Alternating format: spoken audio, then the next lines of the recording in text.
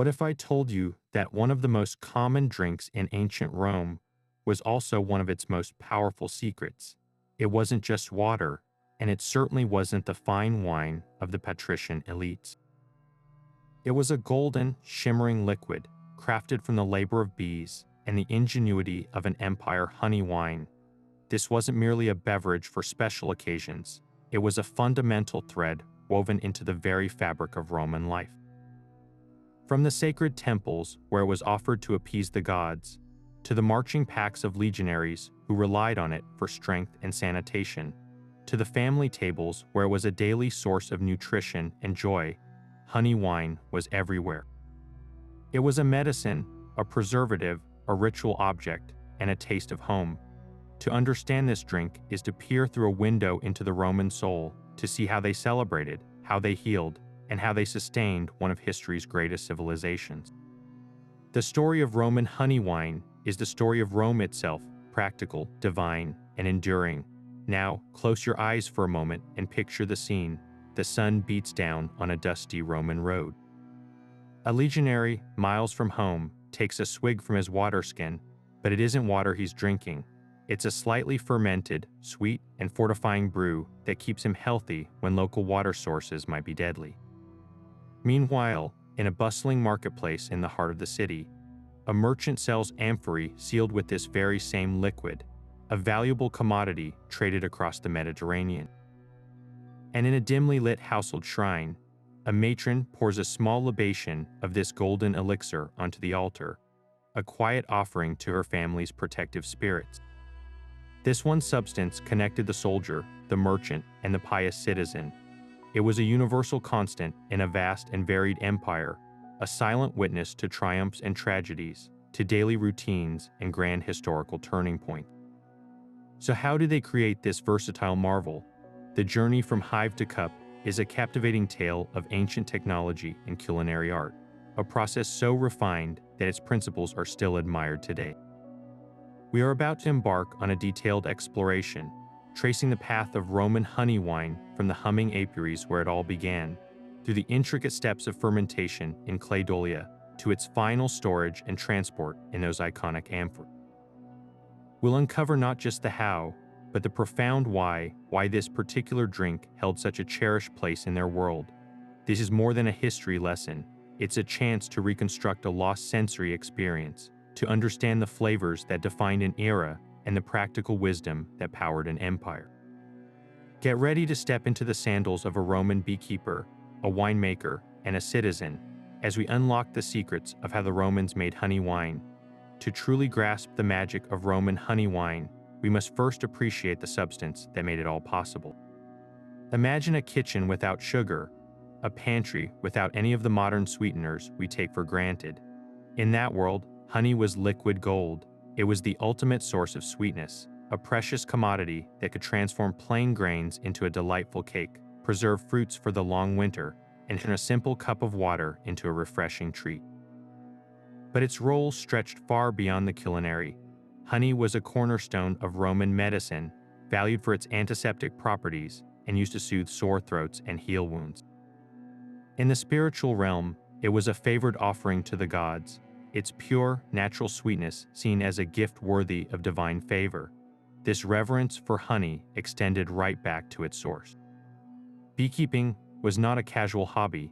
It was a sophisticated and highly respected agricultural practice. Roman writers treated the subject with immense seriousness. Virgil, in his work The Georgics, devoted an entire section to bees, portraying them as possessing a divine and communal spirit.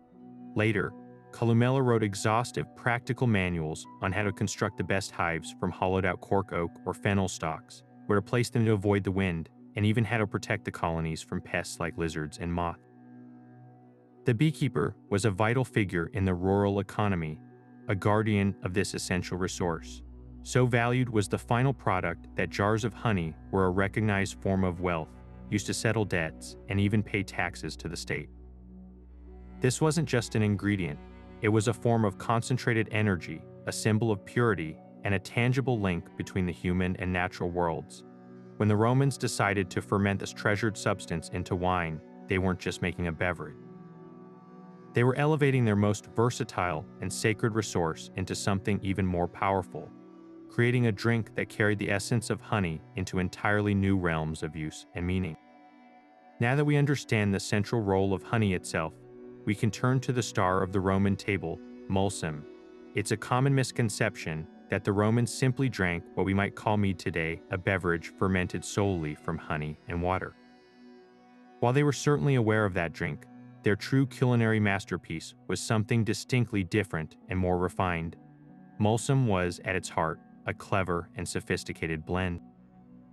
It was typically created by mixing high-quality wine with a generous amount of honey, often alongside a medley of spices like black pepper or saffron.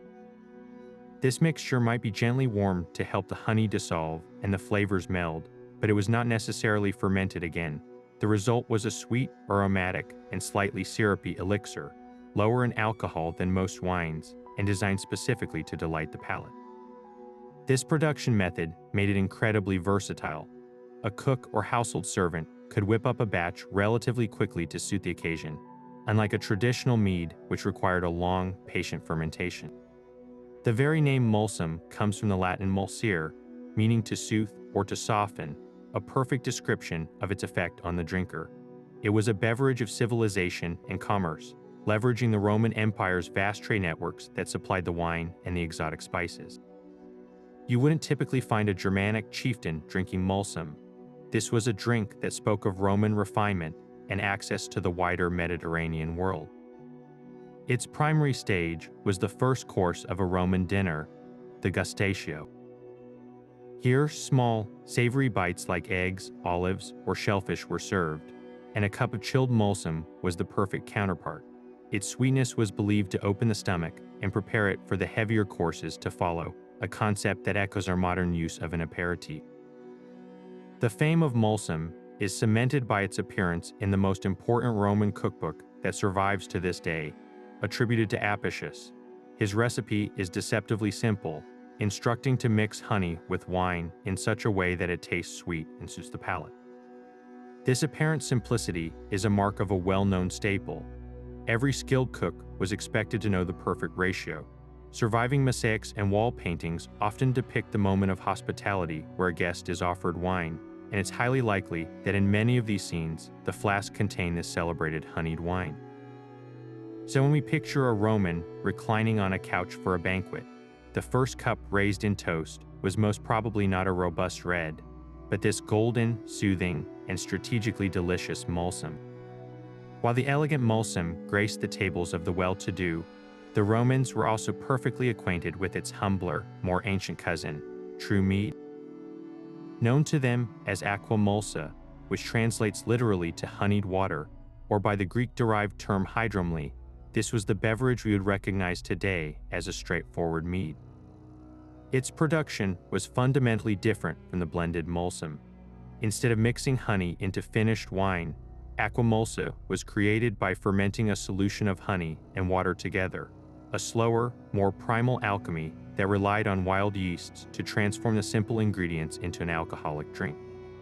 This fundamental distinction placed the two beverages in entirely separate social spheres. Mulsum was a symbol of urban sophistication and commerce, a quick concoction that showcased a family's access to good wine and expensive spices. Aqua mulsa, by contrast, was rustic and self-sufficient. It was the drink of the countryside, of farmers who might keep a few hives and who produce it without needing to purchase wine from a merchant.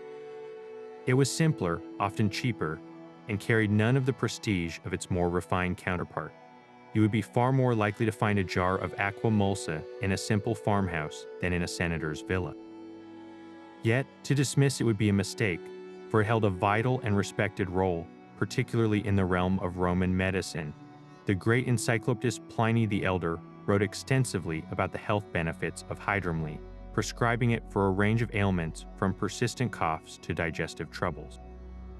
Its pure, unadulterated nature, just honey and water, was seen as inherently cleansing and restorative. Think of it as the ancient equivalent of a therapeutic herbal tea, a soothing tonic consumed for wellness rather than sheer indulgence. So we see a fascinating spectrum emerge in the Roman relationship with honey wine. On one end, you had the complex, socially strategic Mulsum, a drink of the banquet and the opening course. On the other, the foundational, medicinal aqua mulsa, a drink of the hearth and the home remedy cabinet. One was about pleasure and status, the other about health and basic sustenance. This duality beautifully illustrates the Roman practicality. They didn't see these drinks as rivals, but as tools for different purposes, each perfectly suited to its context within the vast and varied tapestry of daily life.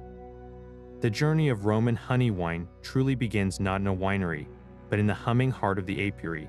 Beekeeping in ancient Rome was far from a simple backyard hobby.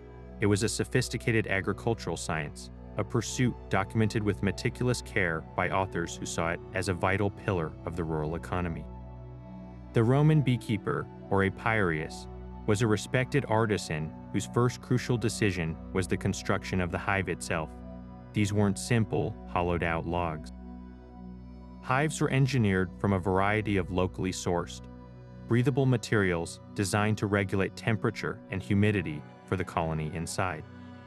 Pliny the Elder praised hives made from the bark of the cork oak, while the agricultural writer Columella provided detailed instructions for crafting hives from woven wicker or even from the hollow stalks of the fennel plant, all carefully plastered with cow dung to seal cracks and provide insulation.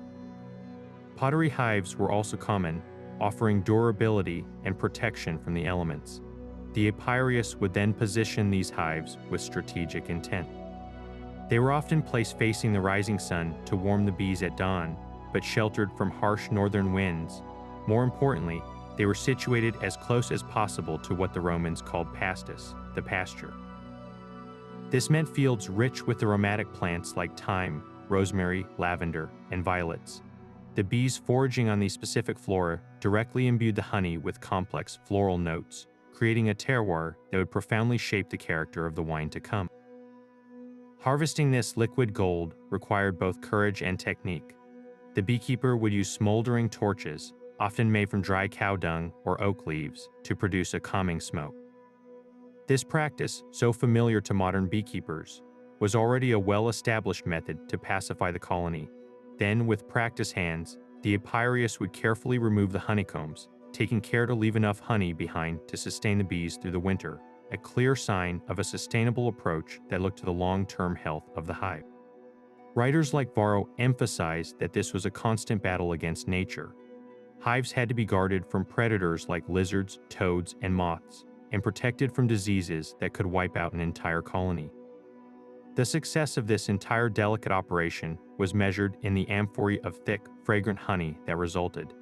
This wasn't a generic sweetener, it was a seasonal, regional ingredient, its flavor profile a direct reflection of the landscape from which it came. When this honey was later mixed with water or wine, it didn't just provide sugar for fermentation, it donated its very soul, carrying the essence of a sun-drenched Roman hillside directly into the fermentation vat, making the beekeeper the unsung hero in the creation of every cup of honey wine. With the honey carefully harvested, the next critical step in crafting authentic Mulsum was selecting the perfect wine base.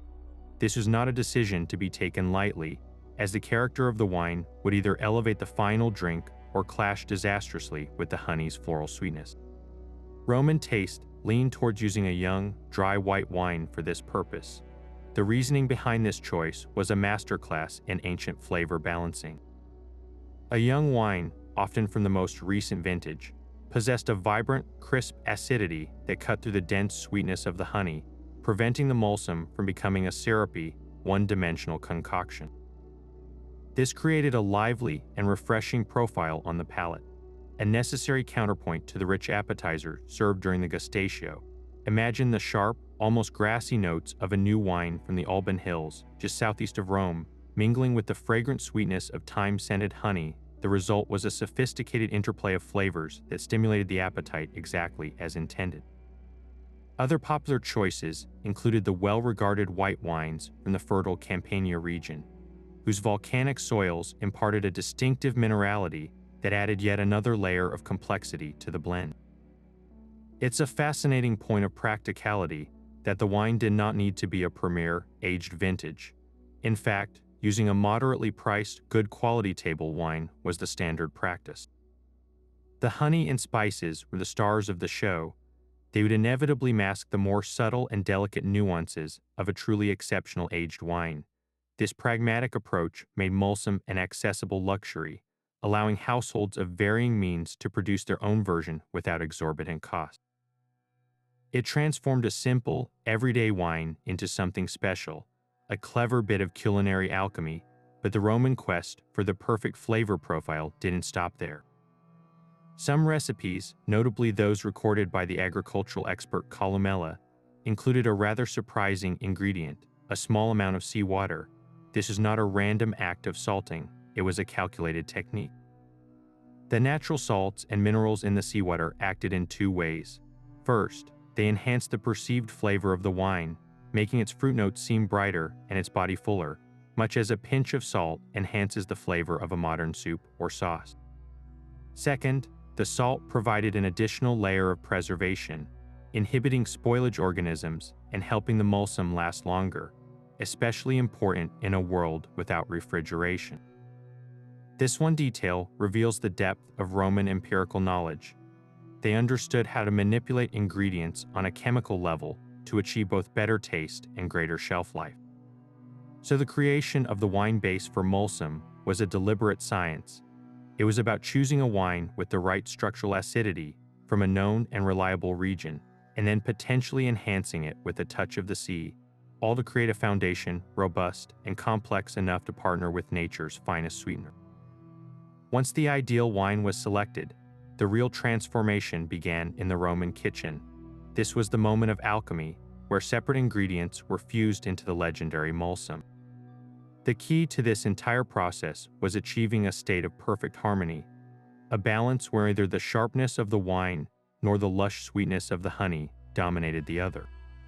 This required a precise and delicate procedure.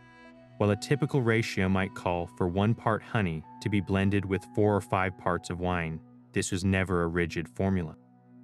The apothecary or household cook would constantly adjust the proportions, tasting as they went. The specific floral source of the honey made a tremendous difference. A thick, intensely sweet honey from a forest of chestnut trees would require less volume than a lighter, more aromatic honey from a field of clover. Similarly, the acidity of the wine base was a critical variable. A very tart wine from the slopes of Mount Falernus might need a heavier hand with the honey to achieve the desired soothing effect. This constant adjustment was a testament to the Roman culinary principle of suavitas, or pleasantness. The final product had to be pleasing and harmonious above all else. The physical process of mixing was just as important as the measurements. The honey and wine were gently warmed together, often in a broad bronze pot called a cacabus over a low fire.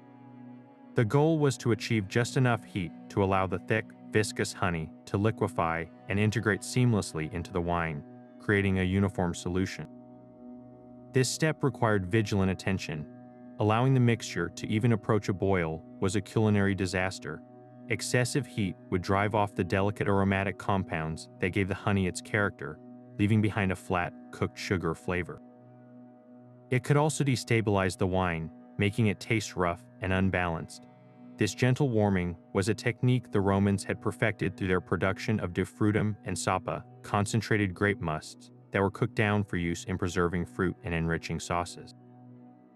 They were applying that same careful thermal control to their honeyed wine, understanding that low and slow heat was the secret to preserving the soul of the ingredients. A skilled cook knew the process was complete not by a timer, but by sight and taste. They would look for a crystal clear liquid with no streaks of undissolved honey, and then dip a small spoon or even a finger to confirm the flavor was perfectly blended, a bright, sweetened wine that still retained its underlying structure and bite. This careful, sensory-driven method ensured that every pitcher of Mulsum served was a consistent masterpiece of balanced flavor. Having perfected the foundational blend of wine and honey, the Roman culinary artist then embarked on the final and most creative stage of the process, the strategic addition of spices and herb. This was where a simple sweetened wine was truly elevated into the complex, aromatic experience that defined Mulsum. The Romans were masters of layered flavor, and their access to a vast trade network stretching from the spice gardens of India to the saffron fields of Greece provided them with an incredible palette of ingredients to work with.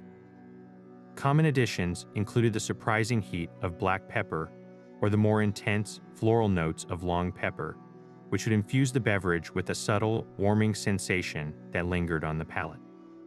Saffron, one of the most expensive commodities in the ancient world, was used sparingly to impart a brilliant golden yellow hue and a distinct, almost medicinal aroma. But the Roman flavor profile wasn't solely about imported luxuries. It also celebrated local foraged ingredients. Myrtle berries, with their astringent juniper-like flavor, or fragrant rose petals, could be added to introduce a botanical, garden-fresh character to the drink. The method of incorporation was as important as the spices themselves. These ingredients were almost always introduced during the gentle heating phase. As the honey and wine warmed together in the bronze cauldron, the cook would add a sachet of crushed spices or a handful of aromatic berries, allowing the heat to slowly draw out their essential oils and meld their essences seamlessly into the liquid. This technique of infusion ensured that no single flavor stood out abruptly. Instead, they created a harmonious and unified bouquet. The famed recipe from Apicius highlights this sophisticated approach perfectly, specifying not just long pepper, but also a dash of mastic resin. Mastic, harvested from a specific tree on the Greek island of Chios, adds a unique piney, cedar-like aroma and a slight resinous texture. Its inclusion demonstrates a pursuit of complexity that goes far beyond mere sweetness, creating a drink with a captivating beginning, middle, and end on the tongue. This spicing was far from arbitrary. It was deeply rooted in the Roman understanding of wellness. Pepper was believed to stimulate digestion, saffron was thought to lift the spirits and act as an anti-inflammatory, and myrtle was considered an astringent tonic for the stomach. Therefore, a cup of spiced mulsum served at the start of a meal was not just a delight to the senses. It was a functional, medicinal preparation designed to optimize the body's reception of the feast to come. The transformation through spicing is what truly distinguishes Roman mulsum from a basic honeyed wine. It becomes a liquid testament to the empire's culinary ambition and its global reach, a concoction where every sip tells a story of trade routes, herbal lore, and a relentless desire to turn nourishment into an art form. While the creation of Mulsum was a swift act of culinary blending in the kitchen, the birth of true mead, or hydromly, was a slower, more mysterious transformation that took place in the cool darkness of a storeroom. This was not about mixing finished products. It was about harnessing the invisible forces of nature to create alcohol from the ground up. The process began with the creation of the must, the foundational liquid that would become the mead. The beekeeper or vintner would take their precious honey and dilute it with a large volume of fresh water in a wide-mouthed jar. The specific ratio of honey to water was the first and most critical decision, a variable that gave the Roman mead maker direct control over the character of the final beverage.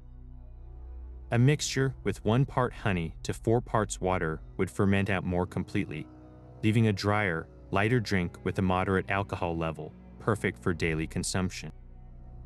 But if they used a much richer must, say 1 part honey to only 2 or 3 parts water, the result was dramatically different.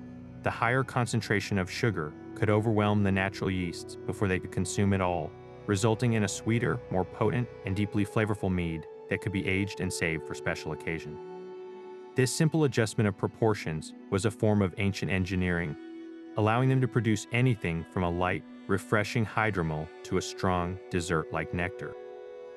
Once the honey was thoroughly dissolved, this sweet water was poured into its fermentation home, the dolium. These were not small jars, but enormous, egg-shaped terracotta vessels, often as tall as a person and partially buried in the ground up to their shoulders. This burial was a stroke of genius. The earth acted as a natural insulator, maintaining a stable, cool temperature that was essential for a slow, controlled fermentation, protecting the precious must from the damaging heat of the Italian summer. The dolium itself, with its porous clay walls, allowed the mead to breathe just a tiny amount, while its narrow opening could be covered with a cloth or a loose tile to keep out insects. and debris while still allowing the carbon dioxide produced by the ferment to escape. Then came the most crucial and least understood part of the process, the arrival of the yeast. The Romans had no concept of microorganisms. To them, fermentation was a form of magic, a spontaneous act of nature, often attributed to the favor of Bacchus, the god of wine. In reality, the fermentation was kickstarted by wild, airborne yeasts that drifted into the must, or by yeasts naturally present on the honeycomb itself. There was no way to guarantee which strains would take hold, meaning every batch of hydromely was a unique product of its local environment, a true expression of its terroir. The mead maker would simply wait, listening for the faint fizzing sound and watching for bubbles to rise to the surface, signs that the invisible work had begun. Over several weeks, the sugars were steadily converted into alcohol and carbon dioxide, creating a naturally sparkling, rustic beverage. The final product was often cloudy and had a wild, funky complexity that stood in stark contrast to the polished clarity of Mulsum. It was this very unpredictability, this living connection to the land and the air, that made hydromely a cherished, humble staple, a testament to the Romans' ability to work in partnership with the natural world's hidden processes. With the meticulous blending or fermentation complete, the precious honey wine faced its next critical phase. The final character of the drink was not solely determined by the ingredients or the initial alchemy, but by what happened during its period of rest. This is where the iconic Roman amphora enters our story, transforming from a simple storage jar into a dynamic aging vessel that was absolutely fundamental to the drink's preservation and flavor development. Once the mulsum was perfectly balanced, or the hydromely had finished its lively fermentation, it was carefully transferred into these large two-handled clay jars. An amphora was far more than just a container. It was a masterpiece of functional design. Its elongated, pointed bottom might seem awkward to us, but this was a stroke of genius for storage and transport. In the hold of a ship or on the floor of a warehouse, these amphorae could be stacked securely in layers, nestled between the pointed bases of the row below. Their high, narrow necks minimized the wine's exposure to air, while the two sturdy handles made them manageable for a single person to carry, even when full. To seal the amphora, the Romans employed a multi-layered system that rivals modern packaging. A stopper, typically made from baked clay or, for the more wealthy, imported cork, was fitted snugly into the jar's opening. Then, the crucial step. This stopper was completely covered with a thick layer of liquid pitch, a tar-like substance derived from pine trees. As it hardened, this pitch created a completely airtight seal, protecting the vulnerable honey wine inside from oxidation and spoilage. Variations of this method were common, sometimes involving a plaster seal or a cloth cover saturated with pitch, but the goal was always the same: to lock in the freshness and integrity of the contents, creating a sealed microclimate where the magic of aging could unfold. This attention to detail meant a sealed amphora was a time capsule, capable of preserving its liquid treasure for years, even on a long, turbulent sea voyage from Italy to the distant shores of Britain or the deserts of North Africa. The environment where these sealed amphorae were stored was just as carefully considered as the vessels themselves. For wealthier households and commercial producers, this meant the cella venaria, a dedicated wine cellar. These rooms were engineering marvels of passive climate control, often built partially underground or against a north-facing wall to leverage the Earth's natural coolness. Thick stone walls and small, high windows kept out the heat of the Mediterranean sun, maintaining a remarkably stable temperature year-round. This constant coolness was essential because it dramatically slowed chemical reactions within the wine, preventing it from turning to vinegar and allowing for a slow, graceful maturation. For those without the means to construct a specialized cellar, an even more ancient and effective method was employed: burying the amphorae directly in the earth. Partially submerging the jars in a cool, shaded pit mimicked the conditions of a cellar perfectly. The surrounding soil acted as a massive thermal mass, buffering against daily temperature fluctuations and keeping the honey wine at a consistently cool temperature. Whether resting in a grand cella venaria or nestled in the quiet earth, the honey wine inside these pitch-sealed amphorae began its quiet transformation.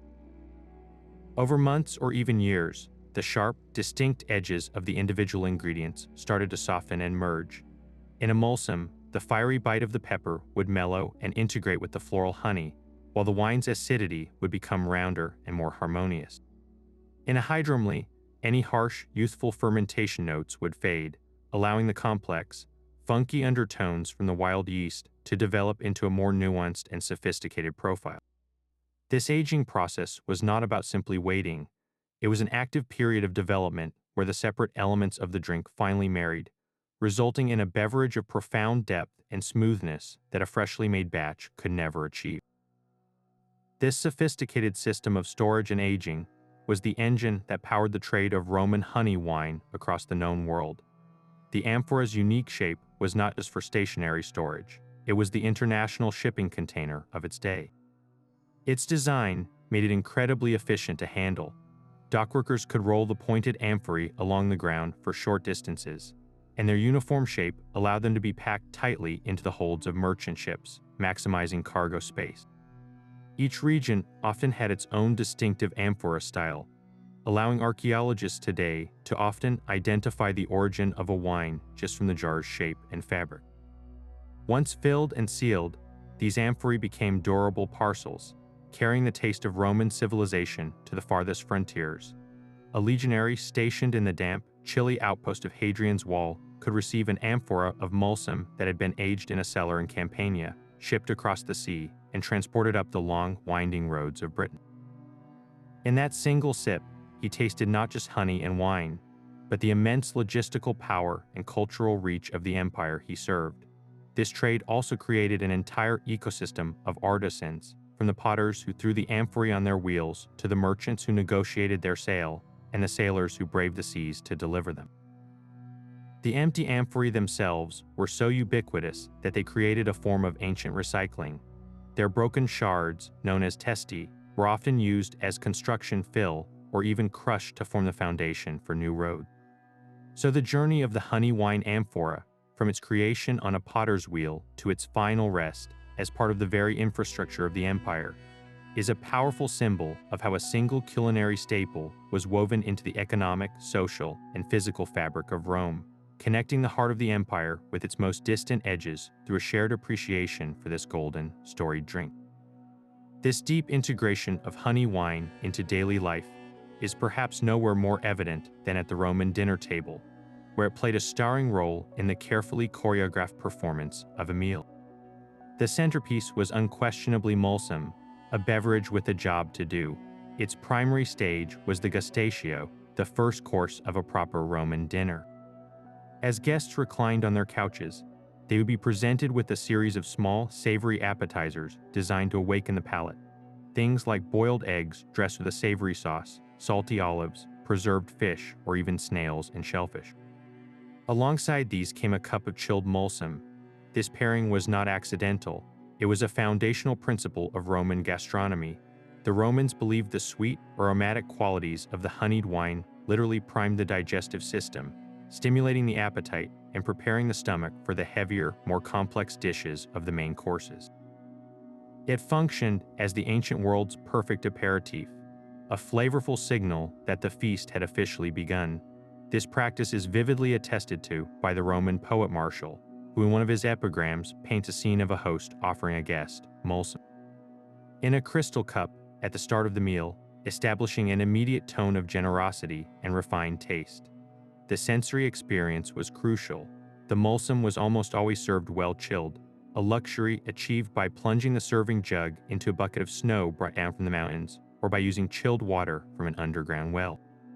This cool temperature heightened its refreshing quality, making the sweet wine a perfect counterpoint to the salty, oily foods of the appetizer spread. As the meal progressed through its multiple courses, the role of honey wine could evolve in fascinating ways. While a robust, unmixed wine might be served with the main meat dishes, Mulsum was not necessarily retired for the evening. In less formal settings, or for those with a particularly sweet tooth, it could be enjoyed throughout the feast. Furthermore, the Romans were masters of adaptation.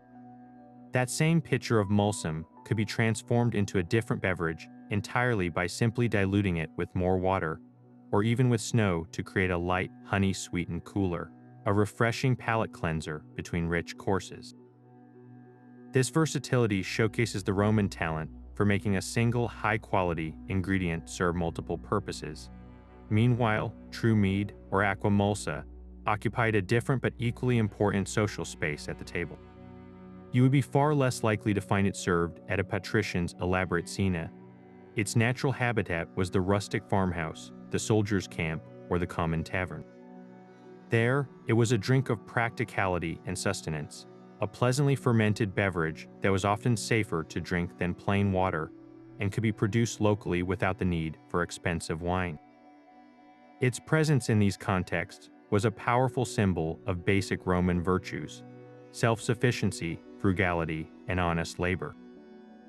In the Satyricon, Petronius's famous satire of a vulgar dinner party hosted by the freedman Trimalchio, the absence of sophisticated Mulsum and the presence of rougher, homemade drinks underscores the social climbing and misguided tastes of the host, highlighting the clear cultural line between the refined blend and the rustic ferment. Beyond mere consumption, honey wine was deeply embedded in the language and rituals of Roman hospitality and social bonding. To offer a guest a cup of Mulsum upon arrival was a fundamental act of welcome, a gesture that said, "You are honored here." This practice was so ingrained that it became a literary trope, a quick way for authors to establish a scene of domestic harmony or generous patronage. The very act of sharing a drink seasoned with honey, a substance associated with the gods and with poetic eloquence, created a bond between host and guest.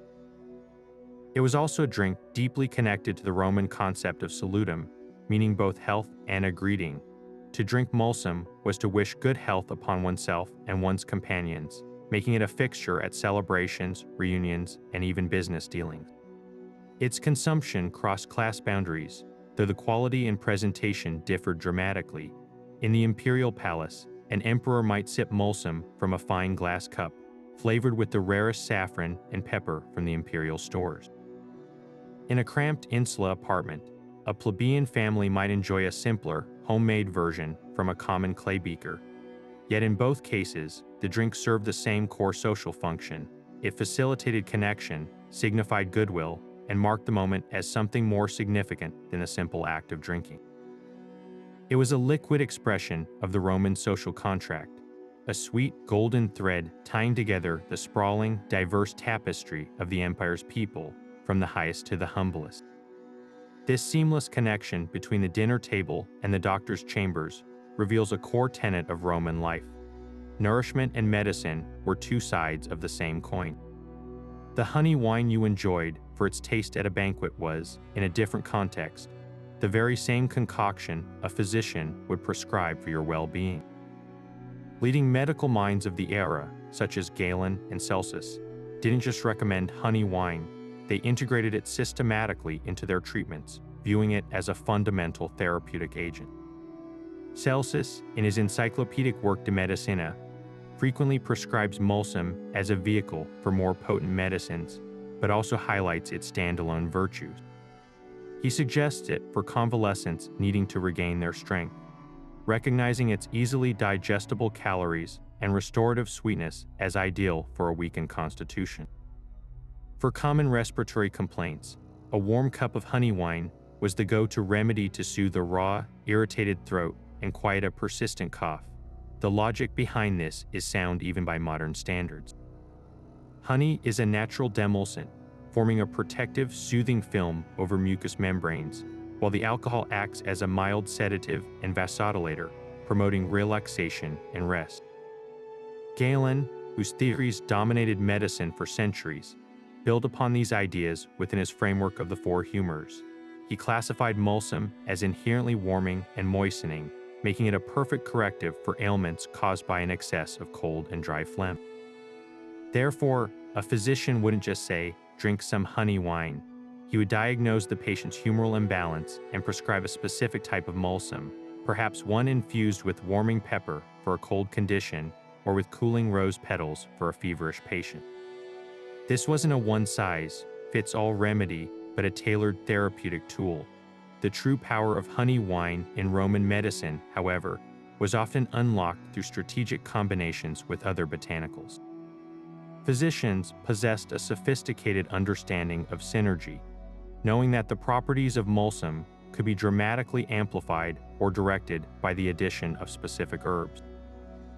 The wine acted as a superior solvent, extracting the active compounds from plants far more effectively than water or oil alone, while the honey helped to mask the bitter flavors of many medicinal herbs, making the potion palatable for the patient. A common prescription for digestive troubles was mulsum infused with wormwood or mint, both known for their carminative properties to relieve gas and bloating. For a patient suffering from chills or a sluggish circulation, a physician might add a pinch of ginger or costus root to the honey wine, creating a powerfully warming tonic. This practice transformed the pleasant beverage into a targeted pharmaceutical preparation. Archaeological evidence from Roman military sites, like Vindolanda on Hadrian's Wall, provides tangible proof of this. Analysts have found residues in pottery vessels that indicate the mixing of wine, honey, and herbal compounds, suggesting that Medici, the army doctors, were routinely preparing these fortified honey wines to treat the legionaries stationed in the harsh northern climate. This was practical frontline medicine. A soldier recovering from a wound, battling a chest infection, or simply exhausted from a long march would be given a medicinal mulsum to speed his return to duty. It was the Roman equivalent of a field ration and a field hospital treatment rolled into one, demonstrating its indispensable role in maintaining the health of the empire's most vital asset, its army. Beyond internal consumption, honey wine played a surprisingly advanced role in surgical and wound care, showcasing a practical understanding of antisepsis long before the germ theory of disease. When applied topically, it became a potent cleansing agent. Roman military doctors, who gained vast experience treating traumatic injuries from battles and gladiatorial combat, knew that washing a wound with a mixture of honey and wine, or sometimes even straight mulsum, could prevent the putrefaction that so often led to death. They were unknowingly harnessing a powerful biochemical defense system. The high sugar content of honey creates a hypertonic environment, drawing moisture out of bacterial cells and effectively dehydrating them to death. Furthermore, honey naturally produces low levels of hydrogen peroxide and contains compounds with direct antibacterial activity. The wine, with its alcoholic content and natural acidity, provided a second layer of defense, killing microbes and helping to clean the wound site. This combination created a formidable barrier against infection.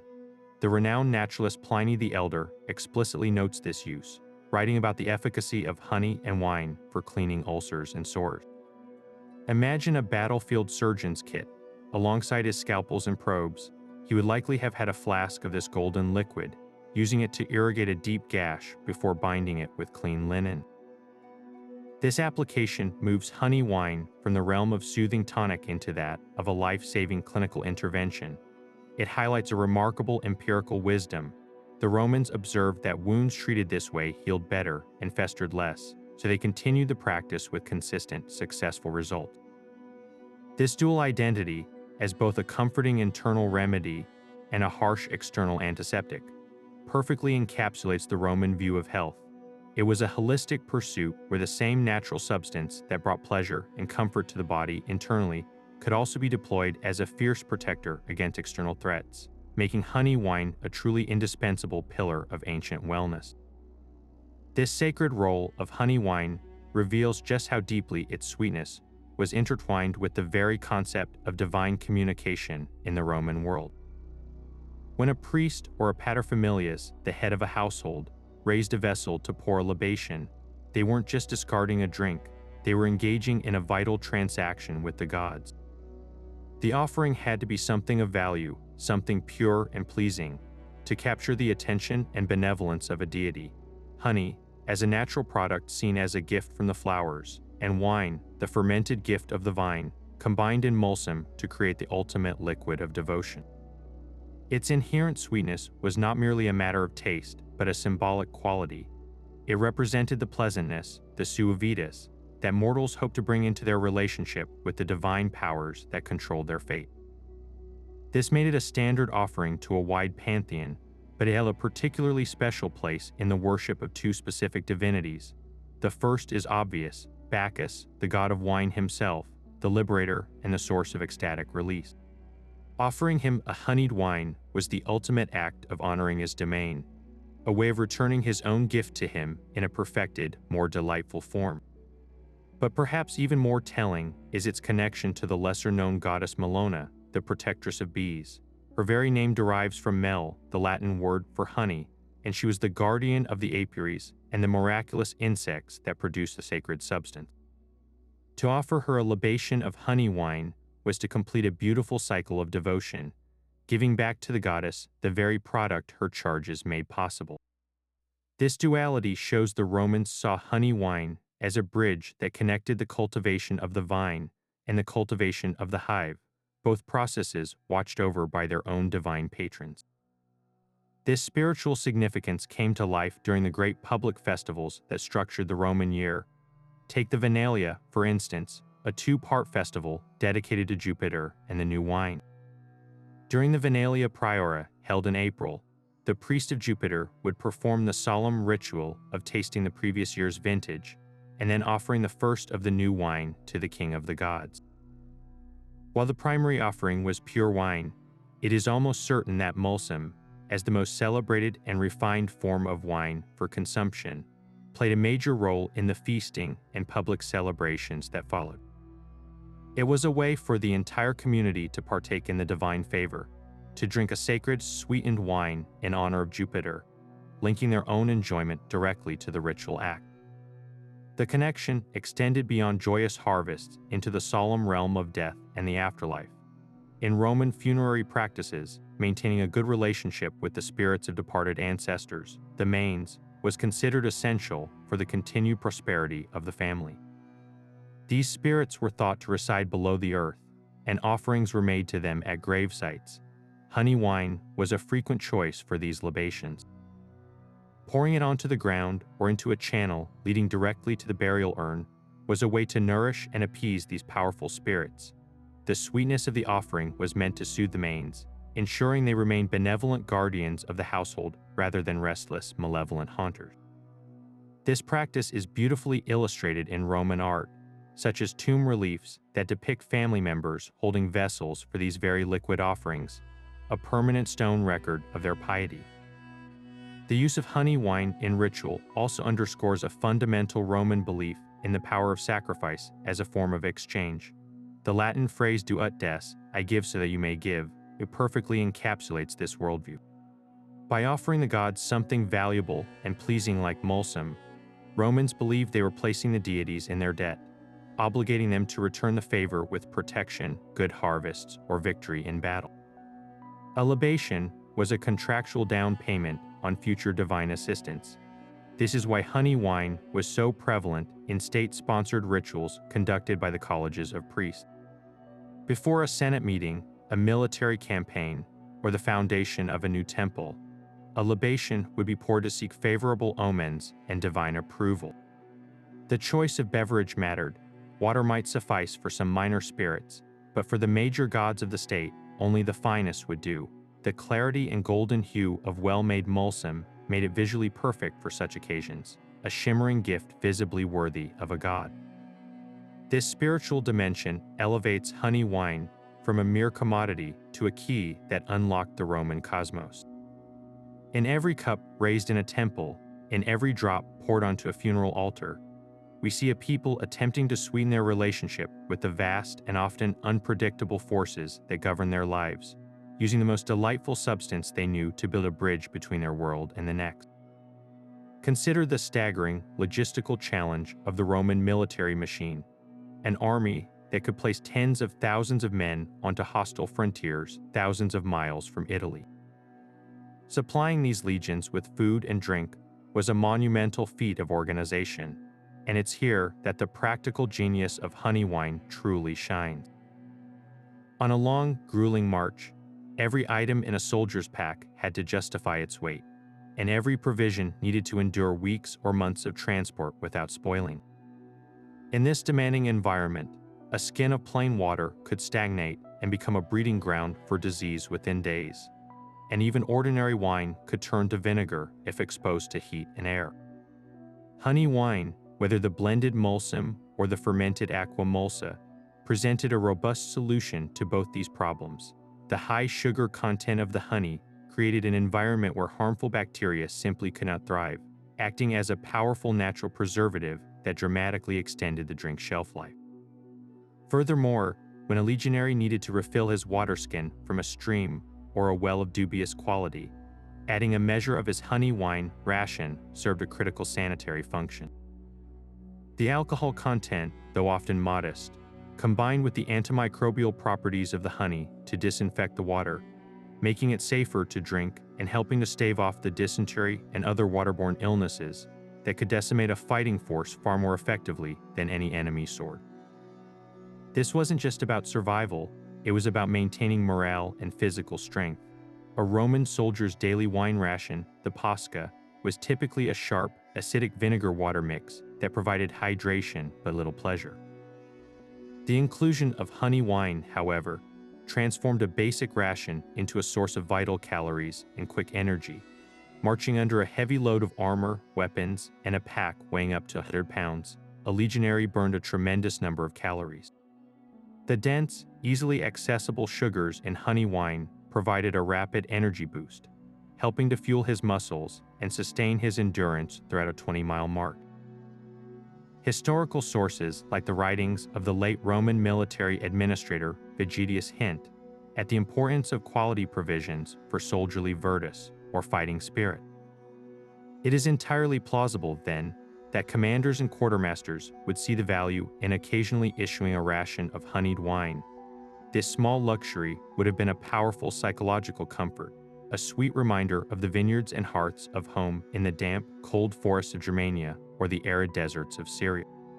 The act of drinking it from his laguncula, a soldier's canteen, while fortifying a marching camp at the edge of the known world, was more than mere consumption.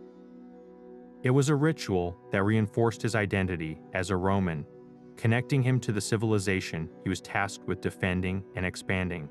Archaeology provides tantalizing clues that support this picture. At military sites along Hadrian's Wall, such as Vindolanda, analysis of pottery residues has detected traces of both wine and honey in the same vessels. While this could point to the medicinal preparations made by army doctors, it also strongly suggests that soldiers were, at times, consuming a honeyed wine beverage. Furthermore, the discovery of amphorae that once held wine, alongside evidence of apiaries in settled regions of Roman Britain, indicates a supply chain capable of providing the ingredients for either Mulsum or Mead to the frontier troop. The army's commissariat, the logistica, was famously efficient, and supplying a comforting, preserving, and energizing beverage like honey wine would have been a calculated decision to maintain the army's operational effectiveness. It was a strategic asset, as vital in its own way as a steady supply of good grain for bread or quality iron for swords. The honey wine in a legionary's canteen was thus a microcosm of the entire Roman military system, practical, durable, resourceful, and designed with the singular purpose of sustaining the power of Rome in the most challenging environments on earth. The creation of honey wine was much more than a culinary craft. It was a powerful economic engine that hummed with activity from the Italian countryside to the farthest imperial markets. This entire enterprise was built upon a sophisticated and interconnected supply chain. At its origin were the beekeepers, the guardians of the essential raw material, whose success directly influenced the quality and quantity of the final product. Their honey was then funneled to vintners who specialized in producing the dry, acidic wines that formed the perfect base for Mulsum. Simultaneously, spice merchants who operated along trade routes stretching to India and Arabia supplied the precious pepper, saffron, and other aromatics that define the drink's luxurious character. And none of this could travel without the army of potters who manufactured the iconic amphorae, each jar a testament to their skill and a crucial component in the logistics of empire. The scale of this network reveals that honey wine was a commodity of real consequence. its production supporting a diverse range of artisans and merchants whose livelihoods were tied to the Roman appetite for this golden elixir. For the wealthiest and most powerful Romans, the entire process could be consolidated within the vast, self-sufficient world of the latifundia. These sprawling agricultural estates, often owned by senatorial families, functioned as miniature economic kingdoms. A single latifundium might encompass rolling vineyards, extensive fields of grain, olive groves, and carefully managed apiaries nestled near pastures of fragrant wildflowers. This vertical integration was the ultimate expression of economic control. The estate produced its own wine, harvested its own honey, and could even source spices from its own trade connections, all under one administration. By cutting out multiple middlemen, the owner could produce a high-quality mulsum at a lower cost, either for lavish consumption in their own villa or for sale at a greater profit. The work was performed by slaves and hired laborers, making the operation not just a source of gastronomic prestige, but a significant generator of wealth. The survival of agricultural manuals by writers like Columella and Varro, which provide detailed instructions on managing every aspect of such an estate, underscores the serious business acumen applied to this endeavor. For the Roman elite, a well-run latifundium producing excellent honey wine was a symbol of both wealth and wisdom, demonstrating a masterful command over nature and commerce. Once sealed in its amphora, honey wine became a tangible item of commerce, and its journey across the empire was meticulously tracked. Pottery stamps were the key to this system. Before an amphora was fired, a potter or a merchant would often impress it with a stamp indicating the producer's name, the estate of origin, or sometimes the name of the official overseeing the trade. Think of this as the ancient equivalent of a barcode or a brand label. When an amphora of Mulsum from Campania arrived at a port in Roman London, that stamp told the buyer exactly what they were getting and who guaranteed its quality. Archaeologists have used these stamps to map out intricate trade routes, showing how Italian Mulsum was prized in Gaul and how North African amphorae later came to dominate the market. This system of branding served multiple purposes. It protected the reputation of honest producers, helped authorities track goods for taxation, and gave consumers a measure of confidence in a world without standardized packaging. The very presence of a stamped amphora fragment in an archaeological dig far from Italy is a silent witness to a transaction that occurred 2,000 years ago, a broken piece of pottery that speaks volumes about imperial economics and the reach of Roman taste. The social reach of honey wine was clearly delineated by its cost, creating a clear hierarchy of consumption. Mulsum, with its base of good wine and expensive imported spices, was unequivocally a luxury item. Its price placed it firmly on the tables of the patrician class, the wealthy merchants, and successful military officers. It was a drink that signaled disposable income and refined taste, a beverage for special occasions, banquets, and displays of hospitality. In contrast, aqua mulsa, or simple mead, was the people's drink. Its ingredients were basic and locally available: honey and water. Any small farmer with a few hives could produce it without needing to purchase wine, and its fermentation process, while slower, required no specialized knowledge beyond what had been passed down through generations. This made it profoundly affordable, a staple in rural taverns, soldiers' camps, and the homes of the plebeian masses. This economic divide did not just reflect wealth, it reinforced cultural identities. Drinking Mulsum was an act of participating in the sophisticated, interconnected culture of the empire, while drinking mead was an expression of local, rustic tradition. Yet both thrived, demonstrating how the Roman economy successfully catered to both the luxury market and the needs of the common citizen. Ultimately, the trade in honey wine functioned as a powerful agent of cultural unification. As Roman legions secured new territories, merchants followed, and with them came the amphorae of Italian Mulsum. The taste for this specific sweetened wine began to take root among local elites in provinces from Britain to Dacia. To cater to this new demand and to reduce transport costs, these provinces often began to emulate Roman agricultural practices. Local farmers were encouraged to plant vineyards in the Roman style, and to adopt more systematic beekeeping techniques to produce the necessary honey. Over generations, this had a transformative effect. A tribal chieftain in Gaul might start his feast with Mulsum not because a Roman soldier forced him to, but because it had become the mark of a civilized and powerful host. The production and consumption of the drink became a shared cultural touchstone, a common practice that bound the diverse peoples of the empire together. It was a subtle but persistent form of soft power. By creating a demand for Roman goods and Roman methods, the trade in honey wine helped to transplant a piece of Italy into every province, making the vast and varied empire feel just a little more familiar and a little more unified, one shared sip at a time. These tangible recipes from Apicius and Columella are like opening a time capsule, giving us direct access to the minds of Roman vintners and cooks.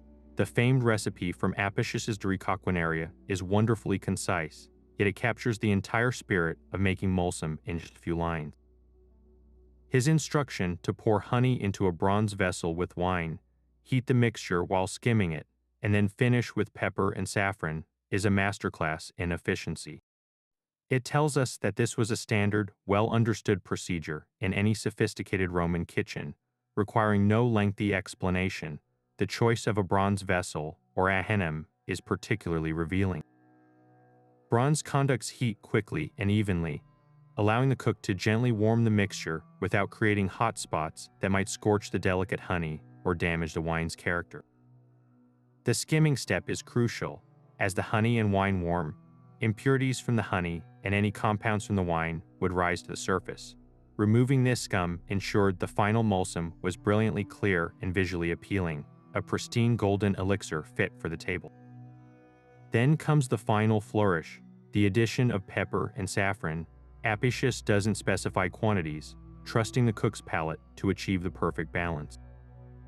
The pepper provides a subtle, lingering heat that cuts through the sweetness, while the saffron imparts a luxurious golden hue and its distinct, almost medicinal aroma. This recipe wasn't just about making a sweet drink.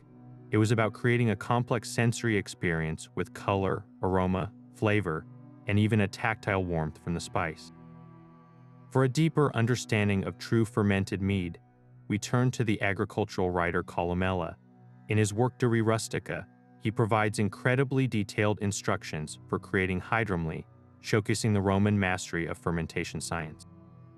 Columella is remarkably precise, specifying that one should mix 1 part of aged honey with 4 parts of pure, soft rainwater.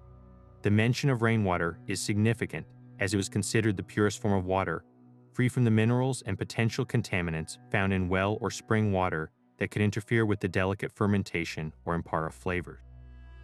His directive to use aged honey is another stroke of genius. Fresh honey can be prone to unpredictable fermentation, while honey that has been stored for a time is more stable and reliable for producing a clean-tasting mead.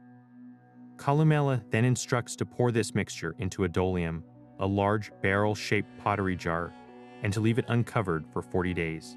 This period of open fermentation allowed wild yeast present in the air and on the honeycomb to inoculate the must, beginning the slow transformation of sugars into alcohol. After this initial phase, the amphora was sealed, but not completely airtight. He notes it should be stoppered in such a way that the fermenting gases could still escape, preventing the vessel from bursting while still protecting the liquid from oxygen and contaminant. This careful, 2-stage process demonstrates an empirical understanding of fermentation dynamics that is impressively advanced. Columella even notes that this hydromely would be ready to drink after a year, but that it improved with up to 3 years of aging, showing a clear appreciation for the development of complexity and smoothness over time. By placing these 2 recipes side by side, we gain a profound appreciation for the range and sophistication of Roman honey wine production. Apicius gives us the formula for the quick culinary delight, the Mulsum that could be prepared in an afternoon for that evening's banquet. It's a recipe of immediate gratification and social performance. Columella, in contrast, provides the blueprint for patient agricultural craft. His hydromely is a product of the farmstead, a beverage that required months or years of careful waiting, a testament to the long-term planning and preservation skills necessary for rural life. One is a reflection of urban, commercial speed and access to luxury spices.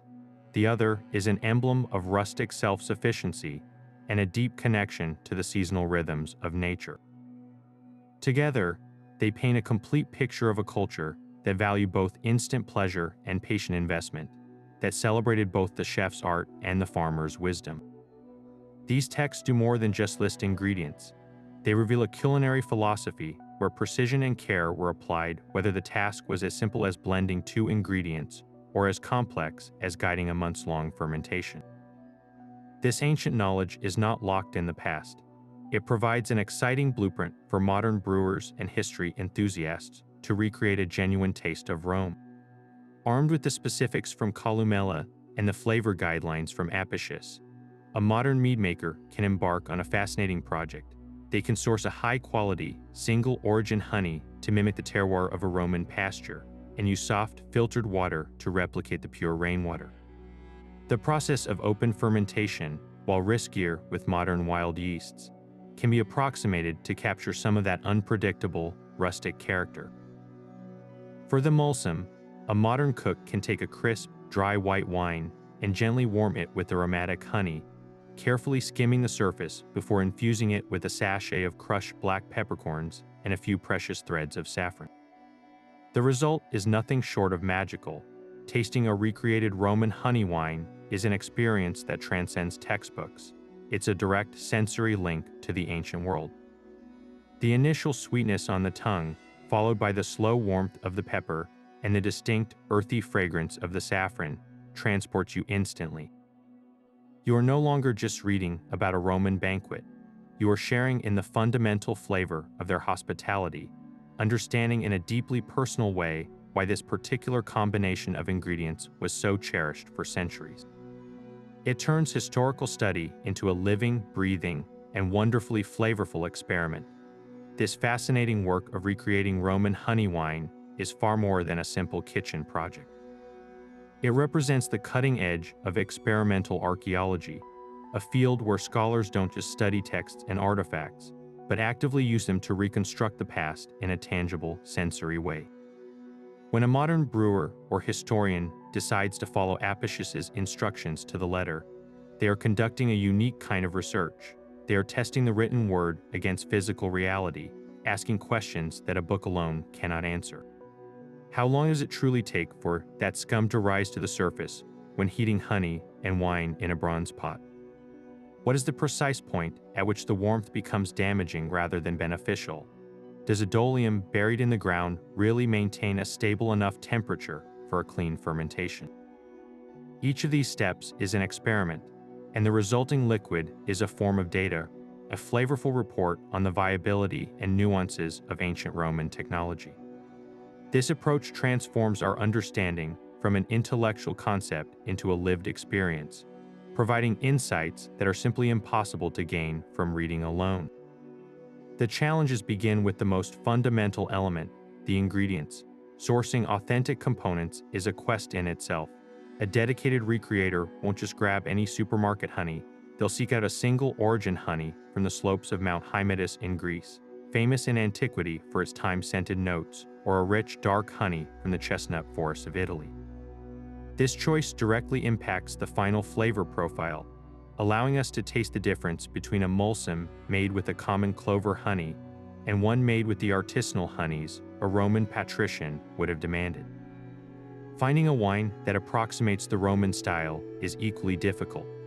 Modern wines are bred for stability and specific flavor profiles that are quite different from the young, naturally fermented, and often resinous wines the Romans drank. Some recreators turn to traditional Georgian wines fermented in every large clay jars buried in the ground, as this method is likely the closest living relative to Roman winemaking. Others might use a very dry, high-acidity white wine like a Vermentino or a Greco di Tufo to mimic the sharp base that would have balanced the honey's sweetness so effectively. The spices present another layer of complexity. Finding true long pepper with its more complex heat than black pepper, or sourcing pure, unadulterated saffron threads becomes an exercise in historical sourcing, connecting the modern enthusiast to the same ancient trade networks, at least in spirit. Perhaps the most daunting challenge lies in the fermentation vessel itself. While modern homebrewers are accustomed to sterile glass or stainless steel, the Romans relied on the porous, living environment of a clay dolium. Using a new, unseasoned clay jar can impart strong, earthy flavors to the mead and carries a high risk of infection from wild bacteria. To overcome this, some experimenters use a modern food-grade ceramic fermenter, while the most daring attempt to season a traditional clay pot by repeatedly fermenting batches in it, effectively building up a resident microbiome of beneficial yeasts, much as a Roman vintner would have done. This process is unpredictable and requires embracing a certain amount of variability, moving away from the precise control of modern brewing and toward the more intuitive, risk-accepting mindset of an ancient craftsperson. The final result of all this meticulous effort is a beverage that consistently surprises those who taste it. Modern palates, accustomed to the crisp, clean profiles of commercial beers and wines, often find Roman-style Mulsum or Hydromly to be a complex and sometimes challenging experience. The flavor is not merely sweet. In a Mulsum, the initial wave of honey is quickly followed by the sharp, peppery warmth that lingers in the back of the throat, a sensation that feels both medicinal and indulgent. The Hydromly, fermented wild, can have a funky, earthy depth, with a slight tartness and a cloudiness that speaks to its rustic origins. Tasters often remark that it feels both familiar, like a strong herbal tea or a rustic cider, and yet fundamentally alien, unlike anything produced on an industrial scale today. This unique flavor profile is the ultimate reward. It's a direct, unmediated taste of history, a sensory bridge across 2 millennia. You are not just learning about what the Romans drank, you are understanding, on a primal level, what they valued in a beverage: complexity, functionality, and a direct connection to the natural world. The best part of this entire endeavor is that you don't need a laboratory or an archaeology degree to participate. With a basic understanding of food safety and a willingness to experiment, anyone can bring a piece of ancient Rome into their own kitchen. Start with the Mulsum, as it's the simpler and faster of the two to create. Take a bottle of a dry, crisp white wine and gently warm it in a non-reactive pot. Stainless steel is a fine modern substitute for bronze. Stir in a generous amount of a flavorful honey-like wildflower or orange blossom, tasting as you go until you achieve a balance that pleases you. Then, add a teaspoon of crushed black peppercorns and a few threads of saffron, letting them steep as the mixture cools. Strain it, chill it, and you have a beverage that would not be out of place at a Roman gustatio. For the more adventurous, attempting a true Hydromly is a rewarding long-term project. Mix 1 part honey with 4 parts spring water. Stir vigorously to aerate and dissolve, and pour it into a sanitized jug with an airlock. You can use a modern wine yeast for a predictable result, or embrace the Roman method by leaving the must uncovered for a day to catch wild yeasts before sealing it. In a few weeks, you'll have your own version of Aqua Mulsa. By engaging in this process, you become part of a continuing conversation with the past. Each batch is a new experiment, a new question asked of history, and the answer is always a delicious, enlightening sip. To truly step into the sandals of an ancient Roman, we must move beyond the ingredients and the process and venture into the realm of sensation itself. What was it actually like to raise a cup of honey wine to your lips? Reconstructions and historical clues paint a vivid picture that is both familiar and strikingly foreign to the modern palate. A well-made Mulsum would have presented a brilliant golden hue, perhaps slightly hazy from the spices and natural sediments, catching the lamplight in a crystal cup or a simple clay beaker. The first aroma to greet you would not have been a simple, one-note sweetness. Instead, your senses would be met with a complex bouquet, the immediate floral perfume of the honey itself, singing of thyme fields or lavender-covered hillsides, layered with the sharp, woody warmth of black pepper and the distinct, almost medicinal earthiness of saffron. This was a fragrance that announced sophistication and global trade, a scent that prepared you for a unique experience. Then came the first sip. The initial sensation on the tongue was undoubtedly a wave of lush, natural sweetness, but it was a sweetness that was immediately challenged and balanced. The crisp, green acidity from the young white wine base sliced through the honey's density, creating a lively, almost electric tension on the palate that prevented the drink from being cloying. This made it profoundly refreshing, especially when served chilled, explaining its perfect role as an appetite stimulant. As you swallowed, the finish unfolded, a slow, building warmth from the pepper that lingered in the back of the throat, a tangible reminder of the drink's medicinal roots and its ability to both soothe and invigorate simultaneously. In stark contrast, the experience of drinking rustic aqua mulsa, or true mead, would have been a much wilder, more elemental encounter. Lacking the refined spice profile of Mulsum, its character was dictated almost entirely by the quality of the honey and the capricious nature of wild fermentation. Pouring it from its storage jar, you might notice a slight, natural effervescence, a gentle prickling on the tongue from the carbon dioxide still being produced by the active yeasts, a sign of a living, youthful beverage. Its appearance would almost certainly have been cloudy, a milky gold from the suspended yeast and tiny particles of wax or pollen that modern filtration would remove. The flavor profile was straightforward yet profound. The unadulterated, robust taste of honey took center stage, but it was transformed by fermentation. The sugars were partially converted, leaving a flavor that was both sweet and dry, with a distinctive tangy, funky undertone from the wild yeast strains. Depending on the hive and the season, you might detect subtle notes of earth, bread, or even a faint tartness reminiscent of a rustic cider. This is not a drink of calculated complexity, but one of terroir and chant. Every batch was a unique expression of a specific place and time, a direct, unfiltered taste of the local landscape and the air that filled the beekeeper's apiary.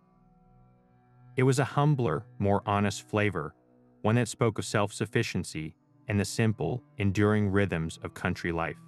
This multi-sensory experience connected the Roman drinker to their world in a way we can scarcely imagine today. In an era without industrial food production, the flavor of your honey wine was a direct reflection of the year's harvest. A sip of Mulsum in the spring might carry the delicate floral notes of the first blossoms, while a cup in the autumn could be richer and darker, infused with the late-season harvest from forested chestnut or oak. The cloudiness that we would now consider a flaw was, for them, a testament to the drink's natural origin and vitality. There were no sterile, uniform bottles. Each amphora told its own story through its taste, its aroma, and its appearance. To drink it was to participate in a cyclical relationship with nature and the skilled hands that crafted it. From the Apicius who managed the hives, to the vintner who pressed the grapes, to the cook who blended them with such care. This was a taste that defined an era not because it was universally perfect, but because it was authentically and powerfully local, varied, and alive. It connected the consumer to the soil, the seasons, and the community in every single sip, making the simple act of drinking a profound reminder of one's place within the vast, interconnected web of the Roman world. To fully appreciate the Roman genius for honey wine, we need to glance across the Mediterranean at their cultural predecessors and teachers, the ancient Greeks. The Romans, with their characteristic blend of admiration and ambition, rarely invented from scratch. Instead, they encountered, absorbed, and then amplified the innovations of others. The world of fermented honey is a perfect case study of this process. The Greeks were certainly masters of the craft, and their version of honey wine, known as hydromly, a direct linguistic ancestor of the Roman aqua mulsa, was a known and respected beverage in the Hellenic world. Greek writers and physicians, from the lyrical poets to the methodical Hippocratic corpus, celebrated hydromly for its medicinal virtues and its pleasant taste, often prescribing it as a soothing tonic much as the Romans later would.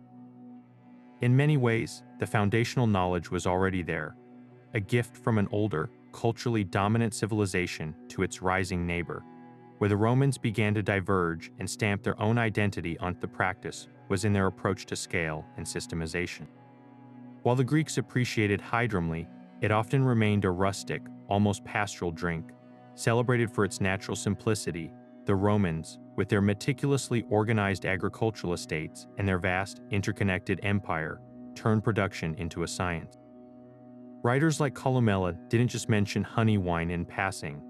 They provided exhaustive step-by-step technical manuals detailing everything from the ideal ratio of rainwater to aged honey to the precise method for sealing the fermentation dolium.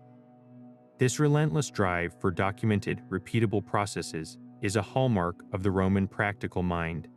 They weren't content to let tradition alone guide them. They sought to optimize, to control, and to replicate success on a grand scale. This systematization meant that a citizen on a farm in Hispania could, in theory, produce a honey wine nearly identical in method to one made on an estate in Campania, creating a remarkable consistency of product across the empire that the more city-state-focused Greek world likely never achieved. The most dazzling difference, however, lies in the realm of flavor and luxury. This is where the Roman Mulsum makes its grand entrance, a beverage that has no direct, widespread equivalent in the Greek world.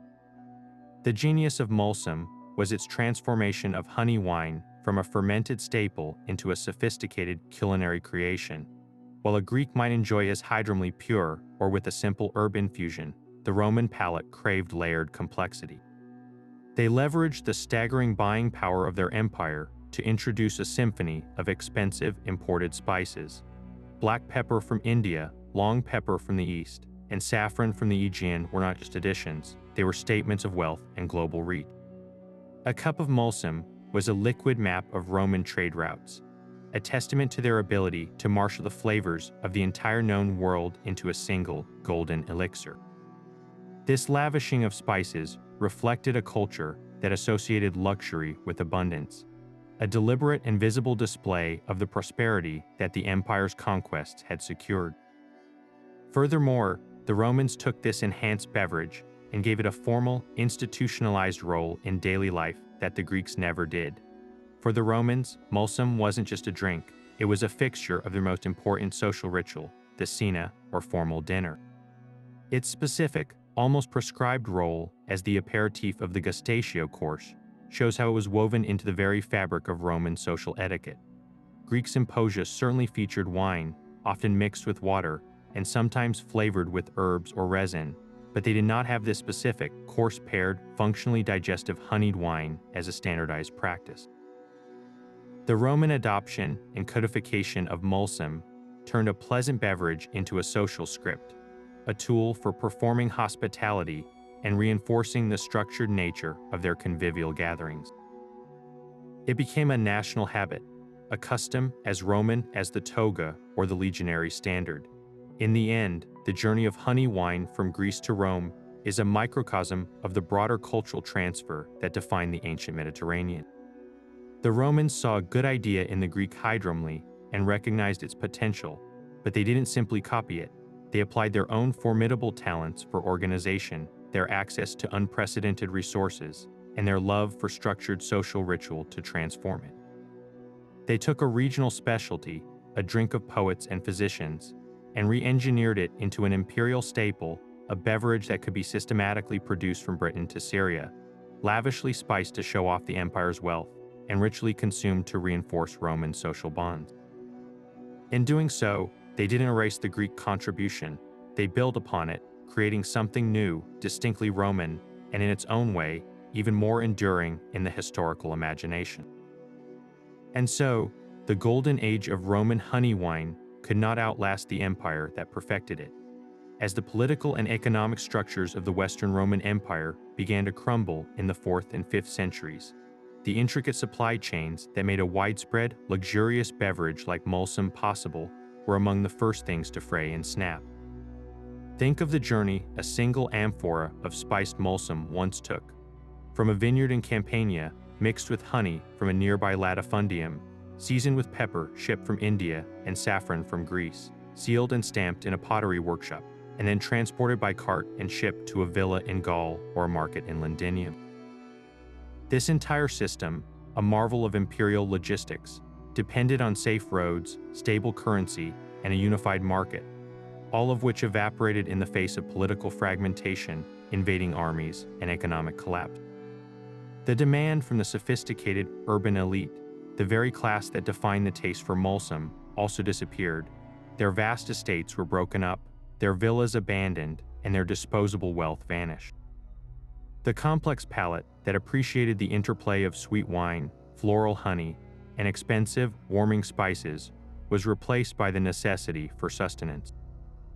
The world was becoming one of local subsistence, not international luxury trade.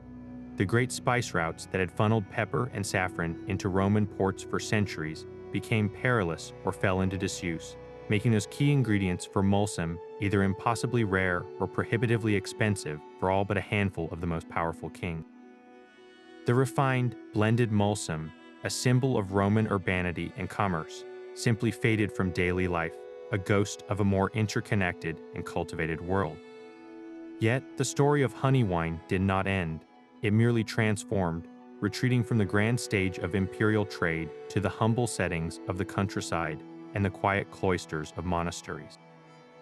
The knowledge of how to ferment honey and water into mead, a skill far older than Rome itself, never died out.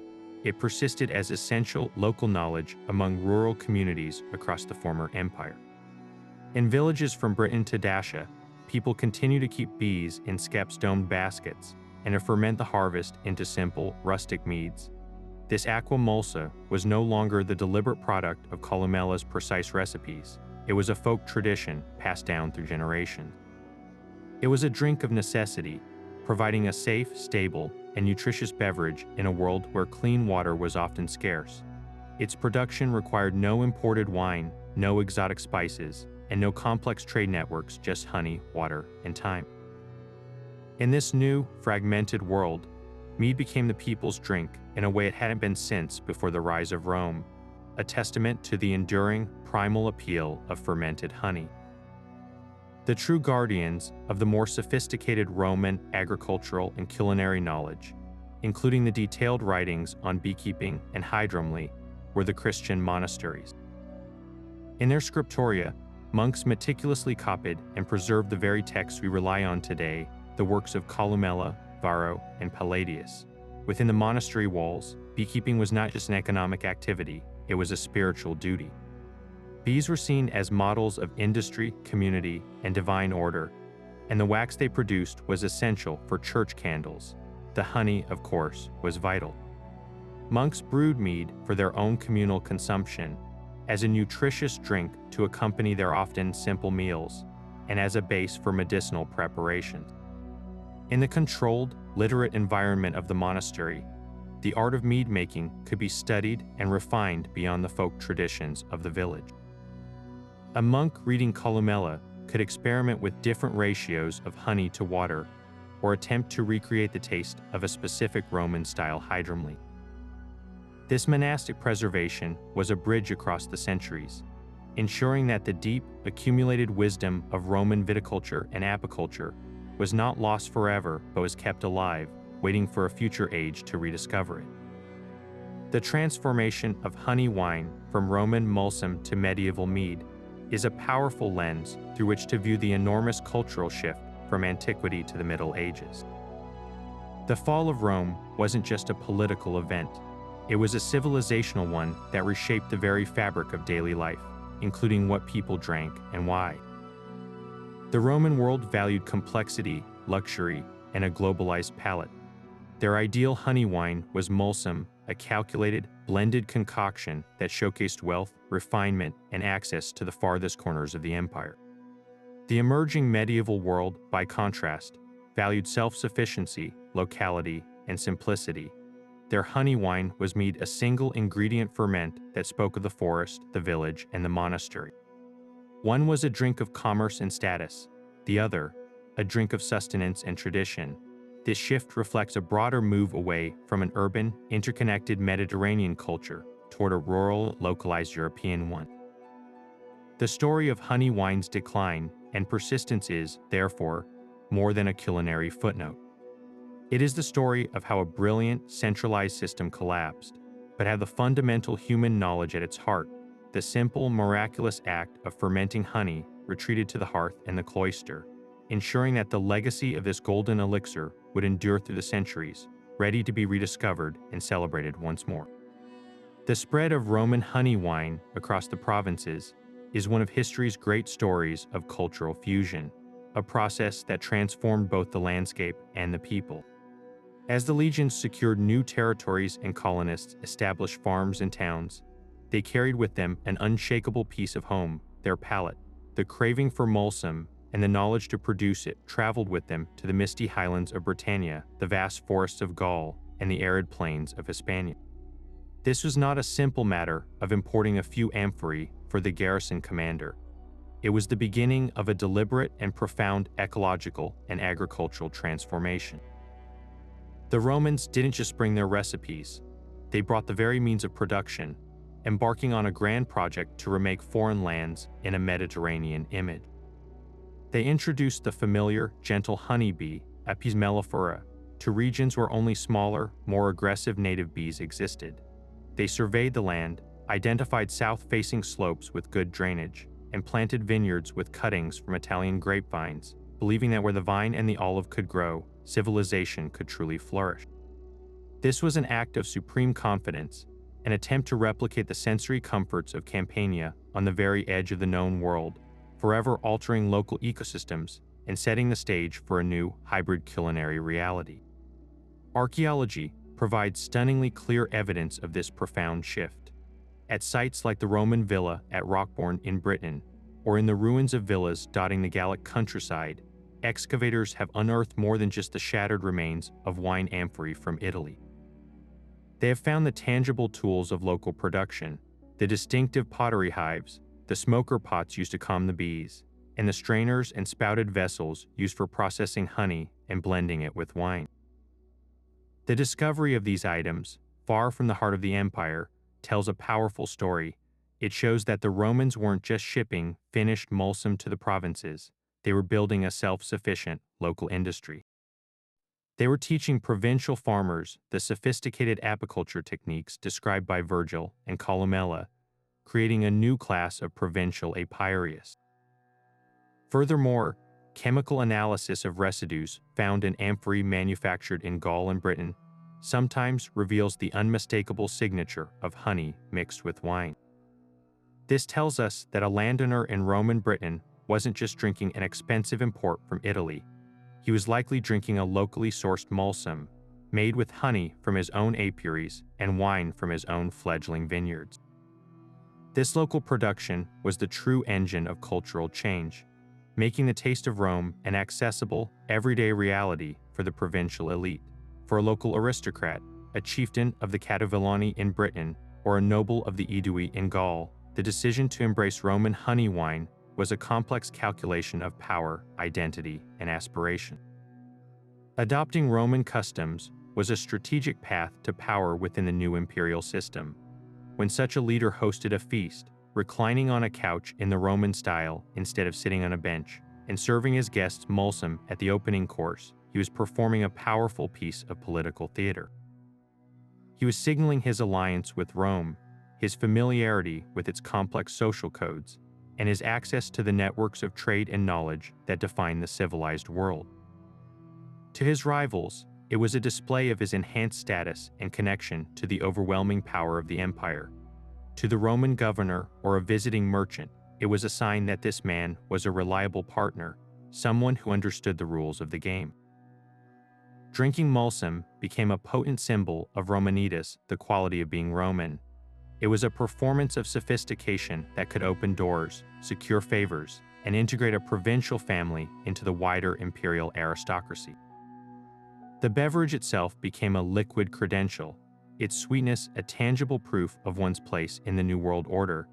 This adoption of Roman tastes had a ripple effect that reached far beyond the chieftain's hall, subtly reshaping the very fabric of provincial life and economy.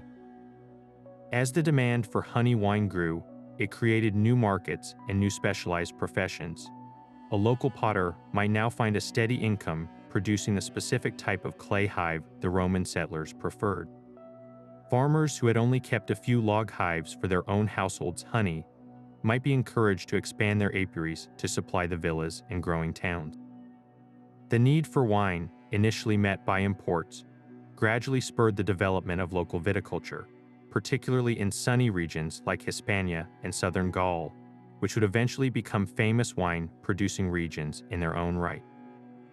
This economic integration was a powerful force for Romanization.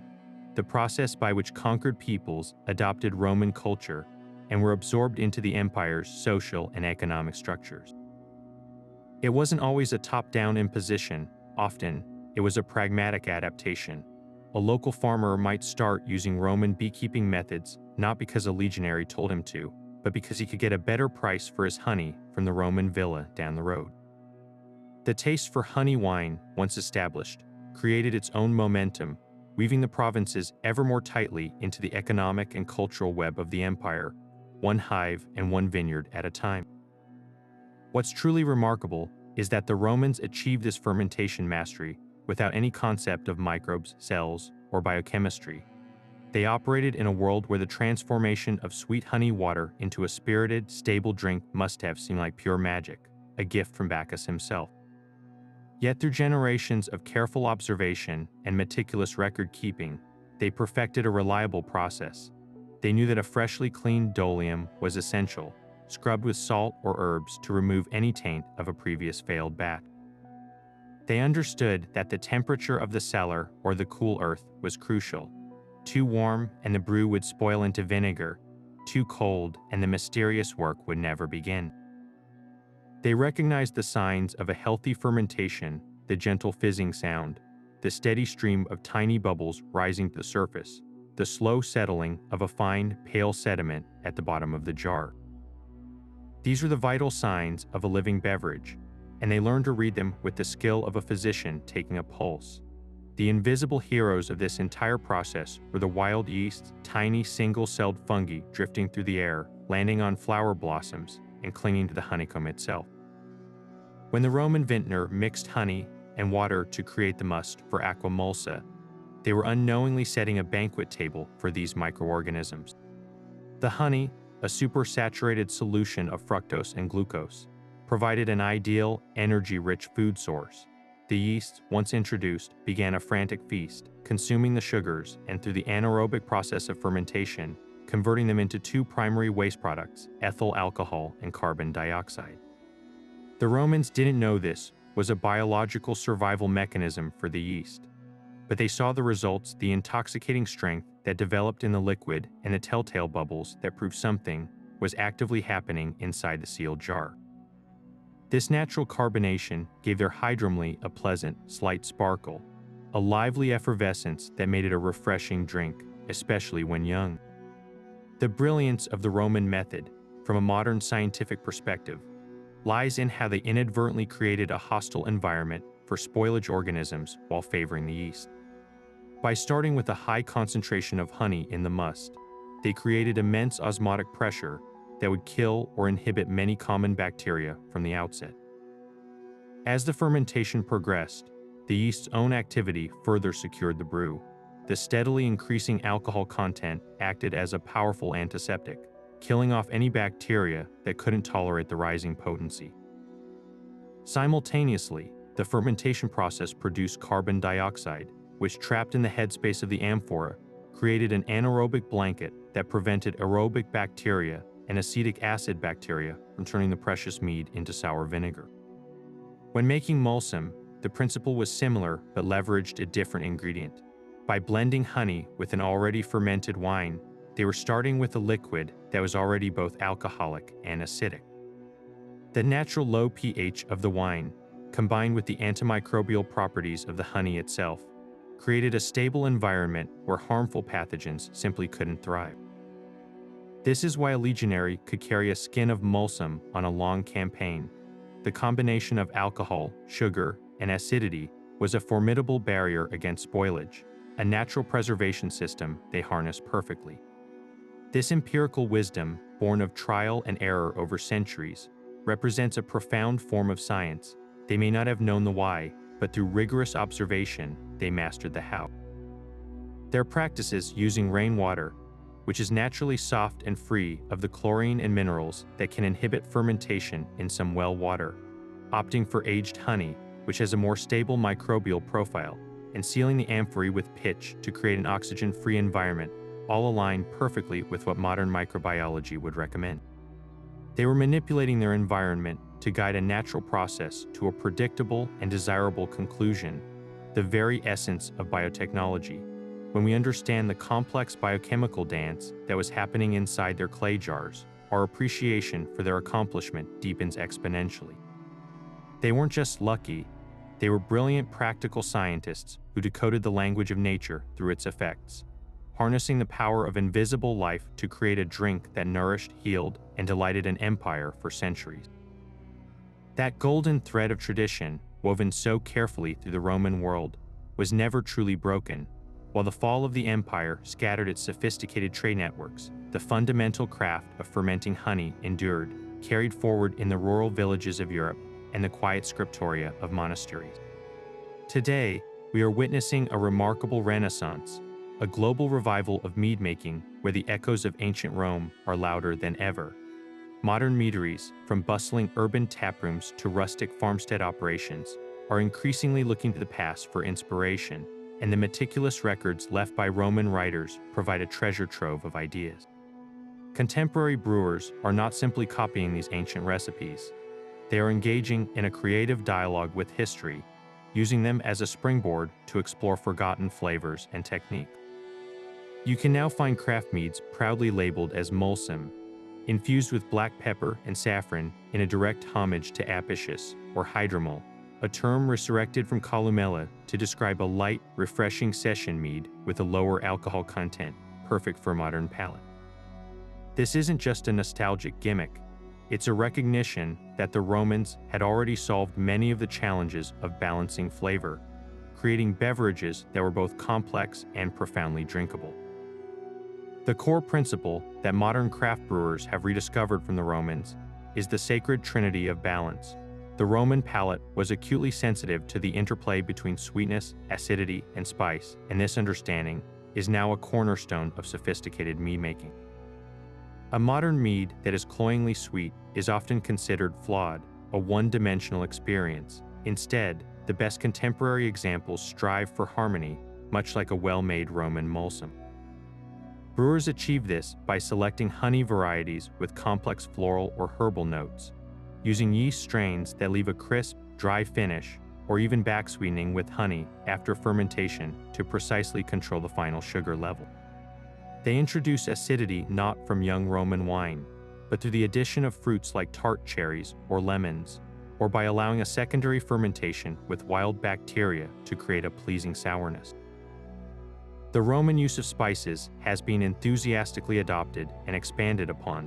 While pepper and saffron are still used, you're just as likely to find meads infused with ginger, cardamom, vanilla, or heather, each addition carefully calculated to complement rather than overwhelm the character of the honey. This pursuit of equilibrium is a direct inheritance from the Roman kitchen, a shared goal of transforming a simple ferment into a multi-layered sensory journey. When you raise a glass of modern craft mead, you are doing so much more than enjoying a trendy beverage. You are participating in a living tradition that stretches back in an unbroken chain for thousands of years. That moment of tasting connects you directly to a Roman legionary taking a fortifying sip from his waterskin on a dusty British road, to a patrician family reclining for the gusttatio course of their evening cena, and to a monastic brewer patiently tending his hives and fermentation jars in a medieval cloister. The fundamental alchemy is identical, the transformative power of yeast on the sugars gifted by bees. This connection is a powerful form of time travel, a way to experience history not as a dry collection of facts, but as a shared human sensation. The story of honey wine is a testament to the enduring, almost magical appeal of this simplest of combinations. It is a story of empire and ecology, of medicine and ritual, of commerce and community, all contained within the golden depths of a single, timeless drink.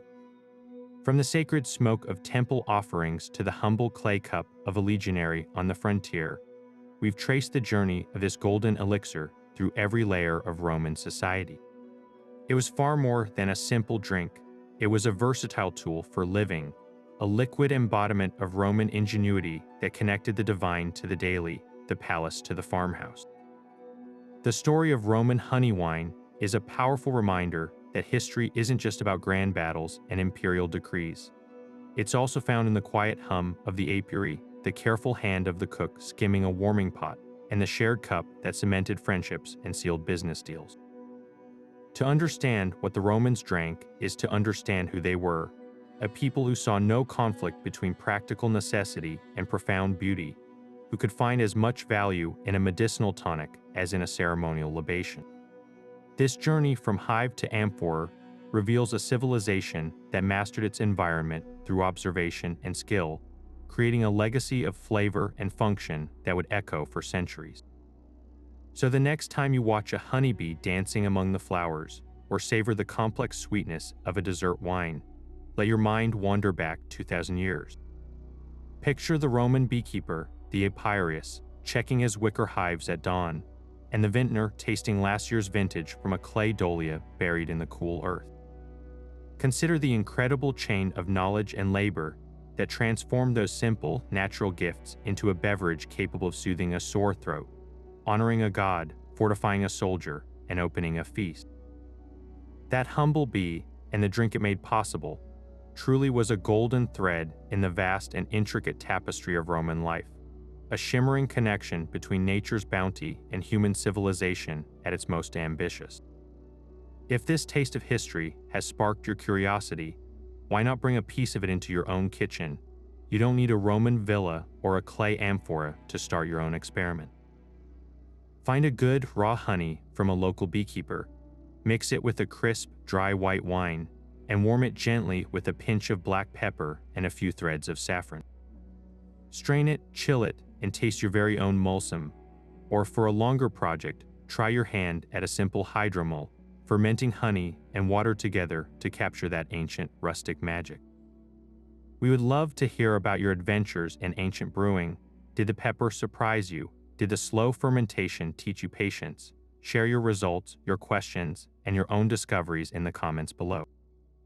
And if you enjoyed this deep dive into how the Romans made honey wine, be sure to subscribe and join us as we continue to uncork the mysteries of the ancient world, one story at a time.